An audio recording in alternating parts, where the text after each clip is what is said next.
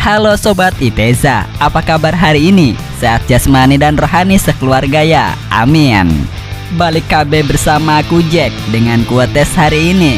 Berhentilah mencari pasangan yang sempurna, cukup cari pasangan yang punya uang, mobil, dan rumah. Kali ini kita akan membahas film dari negara ginseng Korea Selatan. Film kali ini akan membuat hormon kebrutalan kalian akan semakin memuncak dengan adegan perkelahiannya yang sangat-sangat epik.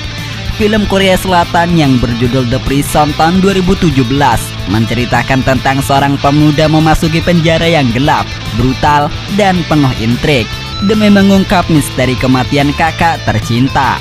Mulai mengurai benang kusut satu demi satu, mendapati kenyataan kelam. Sebuah kejahatan diatur dari ruang tertutup ini. Ikuti perjalanan balas dendam pria ini melawan raja kejahatan yang bersembunyi di balik jeruji penjara. Tanpa berlama-lama lagi, langsung saja kita ke alur cerita film pembahasannya. Awal adegan film kita akan diperlihatkan seorang pria yang sedang gelisah. Sepertinya pria ini memiliki pengaruh yang cukup besar. Terlihat pria tersebut sedang menelpon temannya untuk menyiapkan rencana serta tiket pelariannya ke luar negeri. Namun saat ia sedang menelpon temannya, tiba-tiba saja datanglah ketiga pria misterius yang tak dikenal masuk ke rumahnya. Lalu ketiga pria itu langsung mengeksekusi dengan memberikan dosis obat tinggi terlarang kepadanya hingga membuatnya tewas. Jadi seolah-olah kematian itu terjadi karena overdosis atau kematian yang tidak disengaja. Setelah melakukan aksi pembunuhan, ketiga pria itu kemudian langsung pergi dari tempat kejadian. Lalu mereka memakai baju napi dan kembali lagi ke sel tahanan usai mereka telah menghabisi targetnya. Di sini kita belum dijelaskan motif sebenarnya dari aksi pembunuhan tersebut. Bahkan para polisi yang sedang olah TKP, mereka juga sangat dibuat kesulitan untuk mengidentifikasi kasus yang sangat sulit ini. Mereka masih belum bisa menemukan siapa pelaku yang sudah menghabisi korban tersebut.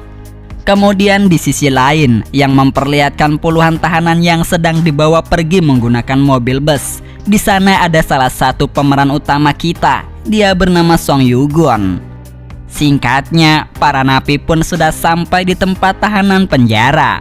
Terlihat saat pertama kali Song Yoo-gun turun dari bus mobil, ia sudah membuat onar di dalam penjara karena ia tak terima jika dirinya dianggap remeh oleh tahanan seniornya. Apalagi Song Yoo-gun terlihat sangat brutal saat menghajar orang-orang yang merendahkannya. Kemudian pada malam harinya, Song Yoo-gun pun harus dihajar oleh salah satu kelompok geng di dalam penjara ini. Hal itu tentu saja membuat Song Yoo-gun babak belur. Sedangkan Song Yoo-gun sendiri tak bisa melawannya karena posisi tubuhnya yang sedang terikat. Pada kesempatan itu juga, saat ada momen yang pas, Song Yoo-gun akhirnya bisa melakukan balas dendam kepada pemimpin geng yang membulinya. Song Yoo-gun langsung menggigit telinga pemimpin geng hingga putus. Kejadian itu bahkan membuat geger seisi penjara. Setelah kejadian itu, akhirnya Song Yoo-gun pun langsung dibawa menghadap pemimpin penjara yang bernama Kang. Saat itu Song Yoo-gun meminta kepada Kang agar dirinya bisa dipindahkan ke sel lain karena sewaktu-waktu dirinya bahkan bisa dihajar lagi oleh geng yang sudah membuatnya babak belur. Dengan tingkah Song Yoo-gun yang sok-sokan, akhirnya Kang pun mau menuruti perintah dari Song Yoo-gun. Saat Song Yoo-gun akan menuju ke sel barunya dengan dikawal oleh para sipir penjara, tiba-tiba saja ternyata Song Yoo-gun malah dicegat oleh salah satu geng lain yang langsung membawa Song Yoo-gun kepada pemimpin gengnya. Dalam hal ini akhirnya Song Yoo-gun pun harus kembali dikeroyok rame-rame. Sedangkan petugas polisi yang mengawalnya tadi tak bisa menolong Song Yoo-gun sama sekali. Tak lama Song Yoo-gun akhirnya bertemu dengan pemimpin geng yang sudah menghajarnya. Dia bernama Ik-ho. Dalam perbincangan yang sangat sengit itu, Ik-ho memperingatkan Song Yoo-gun jika ia menginginkan hidup tenang dan damai, maka ia harus mematuhi segala aturan dan perintahnya. Awalnya, Song Yung-gun ngotot tak ingin mematuhi perintah Iko. Lebih baik ia berjalan dengan sendiri tanpa hidupnya diatur oleh siapapun. Oleh sebab itu, akhirnya Iko pun langsung menunjukkan kekuasaannya di dalam penjara. Seketika itu Song Yung-gun pun akhirnya dia mau patuh karena ia sudah diancam akan dihabisi. Karena Song Yung-gun dianggap telah membuat kerusuhan di dalam penjara, para petugas sipir akhirnya menghukum Song Yung-gun di sel isolasi selama 20 hari untuk mempertanggungjawabkan kesalahannya. Setelah mengetahui kuasa yang sangat besar dari seorang ketua gangster yaitu Iko, akhirnya Song Yung-gun pun takluk. Karena ternyata Iko adalah seorang ketua gangster yang paling dihormati di dalam penjara ini.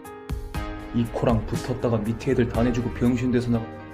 골치 아픈 일은 무조건 이코한테 맡긴다고. Saat mereka bertiga sedang berbincang-bincang, datanglah salah satu anak buah Iko yang memberitahu Iko bahwasanya ternyata Song Yung-gun adalah mantan polisi yang bermasalah karena kasus tabrak lari dan juga kasus penyuapan. Meskipun Song Yung-gun adalah polisi yang bermasalah, akan tetapi di masa ia menjabat sebagai anggota kepolisian, Song Yung-gun adalah satu-satunya polisi yang sangat berbakat. Pasalnya seluruh para penjahat jika berhadapan dengan Song Yung-gun, maka mereka semua pasti akan ditangkap oleh Song Yung-gun dengan mudahnya. Karena Song Yung-gun tak akan pernah melepaskan para tersangka kejahatan. Bahkan Song Yung-gun telah memiliki julukan yang sangat sangar. Ia dijuluki sebagai utusan dari neraka bagi para penjahat. Singkatnya, setelah 20 hari telah berjalan, akhirnya Song Yung-gun telah terbebas dari sel isolasi. Lalu ia langsung berjalan menuju ke lapangan untuk menghirup udara segar. Ia pun saat berada di lapangan, ia telah bertemu dengan salah satu mantan rekan kerjanya saat berada di kepolisian. Song Yung-gun terlihat sangat akrab dengan temannya itu saat bertemu. Kemudian saat Song Yung-gun sedang asik mengobrol, datanglah napi yang pernah menghajarnya saat malam hari. Tujuannya sendiri, napi itu ingin membalaskan dendam terhadap Song Yung-gun yang telah membuat telinganya terluka hingga putus. Di sini napi itu lagi-lagi membuat emosi Song Yung-gun sehingga Song Yung-gun akhirnya terpancing dan langsung menyerang menggunakan tongkat polisi. Saat bersamaan dengan itu, datanglah Iko beserta dengan antek-anteknya. Di sini Iko sebagai penengah dari mereka berdua. Iko kemudian menyarankan mereka agar berduel 1 lawan 1 agar masalah mereka bisa kelar. Song Yung-gun pun langsung menerima tawaran terbaik dari Iko, mengingat Song Yung-gun adalah mantan polisi yang sangat bengis dan brutal.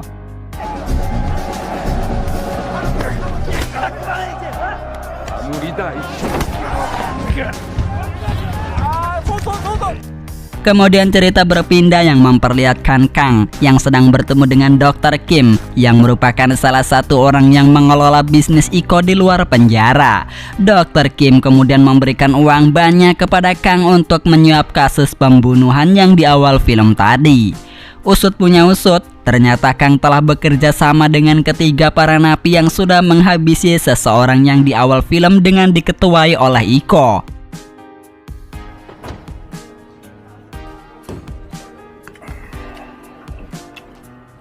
Kemudian saat berada di ruang penjara, Iko menemui Kang untuk menjalankan rencana dan misi mereka lagi. Iko lalu langsung mempersiapkan rencananya bersama-sama dengan para anak buahnya untuk mencuri barang sitaan polisi secara sembunyi-sembunyi. Bahkan ia juga mengikut sertakan orang-orang yang memiliki keahlian di dalam bidangnya agar rencana mereka bisa berhasil. Singkatnya, malam hari pun telah tiba. Seluruh anak buah yang sudah dibekali persenjataan. Kemudian mereka pun langsung menjalankan aksinya untuk membobol markas para polisi. Setelah aksinya telah berhasil mencuri barang sitaan polisi, mereka pun kini sudah berada di dalam mobil. Namun saat mereka akan segera pergi, tiba-tiba saja salah satu dari mereka ada yang berkhianat ingin menguasai barang sitaan polisi. Akan tetapi aksinya justru gagal untuk mengambil barang sitaan tersebut, yang akhirnya ia pun langsung kabur melarikan diri. Sontak saja kejadian ini langsung dilaporkan kepada Kang bahwa tahanannya telah kabur. Kang pun sangat marah dibuatnya karena jika aksi mereka ketahuan, sudah pasti mereka akan langsung dipecat. Kang pun harus mencari napi yang kabur entah kemana. Apalagi saat itu direktur kepolisian telah menelpon jika dirinya akan melakukan inspeksi dadakan ke penjara yang diketuai oleh Kang. Singkatnya, direktur penjara pun telah tiba. Seluruh para polisi yang sudah bersekongkol dengan Iko langsung dibuat ketar-ketir karena mereka takut jika aksinya akan terbongkar. Direktur lapas kemudian berpapasan dengan Iko. Ternyata direktur lapas dan juga Iko saling mengenal satu sama lain karena di penjara sebelumnya mereka telah saling mengenal. Apalagi direktur penjara sudah mengetahui siapa Iko yang sebenarnya. Iko saat itu langsung disuruh hormat, namun Iko tak mau. Alhasil, keributan pun telah terjadi. Iko lalu akan menyerang direktur menggunakan gunting rumput, namun aksinya langsung dihentikan oleh Song Yugun yang langsung membela Iko. Yang alhasil Song Yugun pun harus diamankan.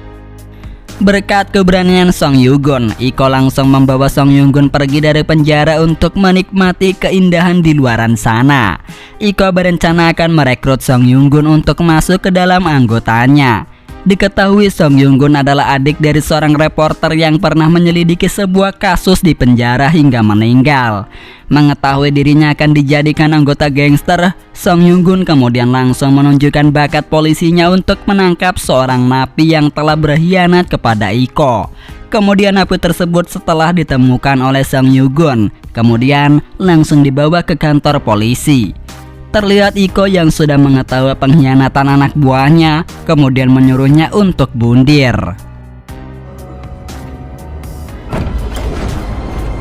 Kemudian pagi harinya yang memperlihatkan Song Yugun yang kini sudah menjadi anggota gangster kepercayaan Iko. Semua orang kini sudah hormat dan tunduk kepada Song Yugun. Hal itu ternyata membuat tangan kanan Iko merasa dirinya takut bila posisinya akan tergeser sebagai tangan kanannya. Oleh sebab itu, ia kemudian langsung merencanakan dengan napi yang pernah digigit kupingnya oleh Song Yugun. Dalam pembicaraan itu, mereka berdua akan merencanakan untuk melengsarkan kekuasaan Iko di penjara.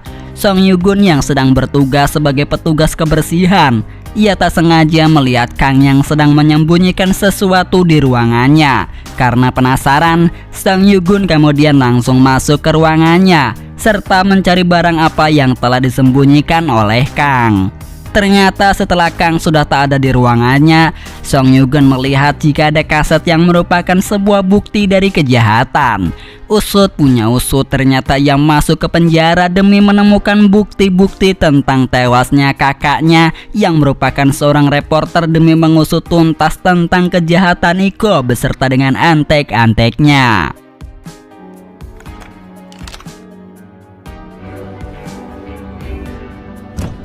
Kemudian di luar penjara telah datang Dr. Kim yang bertemu dengan para petugas sipir. Kedatangannya ke penjara untuk memberikan uang sebagai donatur tetap di penjara ini. Ternyata kedatangan Dr. Kim sendiri seolah-olah bukanlah sebagai donatur, akan tetapi mereka sedang bertransaksi barang haram, yaitu narkoboy. Saat transaksi itu sedang dimulai, tiba-tiba saja napi yang sudah merencanakan akan melengsarkan kekuasaan Iko datang. Kemudian mereka pun sempat akan melakukan pertarungan.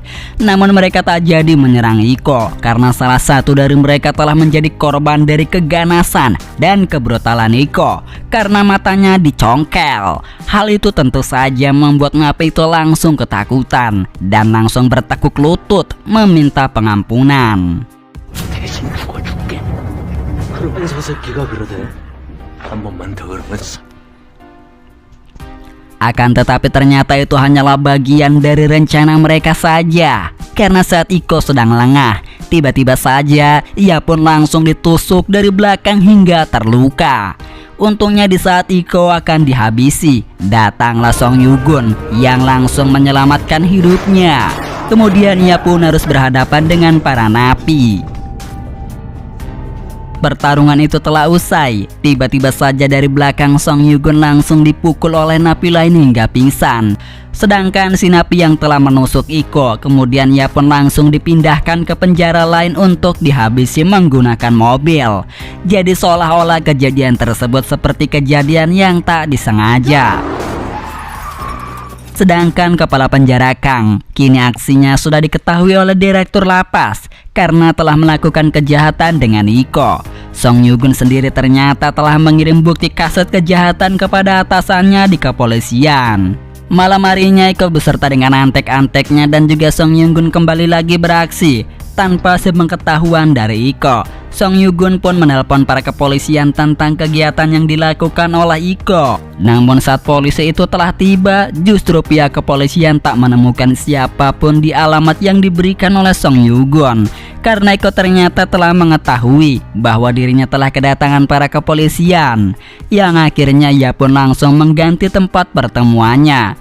Terlihat di sana Iko telah berhasil menculik direktur penjara untuk dihabisi. Song Yugun pun tak bisa berbuat apapun untuk menyelamatkan nyawanya karena ia takut jika identitas penyamarannya telah terbongkar.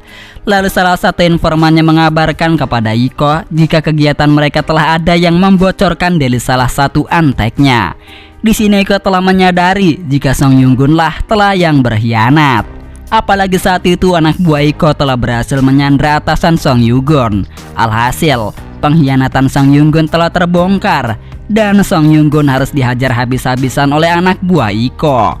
Tak berselang lama, datanglah Kang yang membawa pistol untuk menghentikan kejahatan yang dilakukan oleh Iko. Namun aksinya malah membuatnya tewas terkena tembakan saat ia mencoba untuk menghabisi Iko. Kemudian Iko menyuruh anak buahnya untuk menggantung Song Yugun agar seolah-olah Song Yugunlah pelaku di balik kematian Kang. Saat eksekusi itu akan dimulai, untungnya salah satu napi ada yang membantu Song Yugun dengan mematikan saklar lampu. Yang alhasil Song Yugun pun telah terbebas dan pergi ke tempat halaman di mana tanaman kesayangan Iko dan ruang penjara langsung dibakar olehnya. Sontak saja hal tersebut membuat orang-orang panik.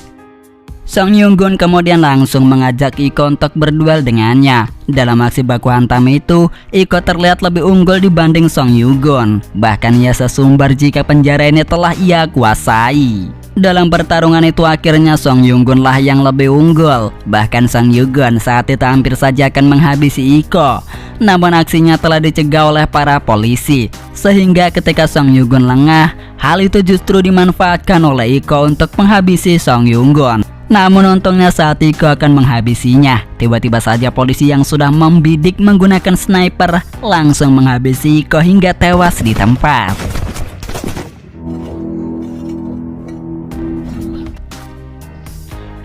Setelah kejadian itu akhirnya Song Yugun pun telah berhasil menjalankan misinya. Akan tetapi Song Yugun harus mempertanggungjawabkan atas tindakannya yang pernah bersekongkol dengan Iko dan juga akibat ia telah merusak fasilitas polisi. Oleh sebab itu Song Yugun masih harus tetap berada di dalam penjara untuk menebus kesalahannya. Di akhir film kita diperlihatkan Song Yugun yang memakai baju berwarna coklat. Itu menandakan bila Song Yugun kini telah menjadi penguasa baru di dalam penjara. Tamat. Dan itu lalu cerita film yang berjudul The Prison tahun 2017 yang sudah Mimin rangkum. Semoga kalian bisa terhibur ya guys dengan alur film yang Mimin bawakan. Bye bye.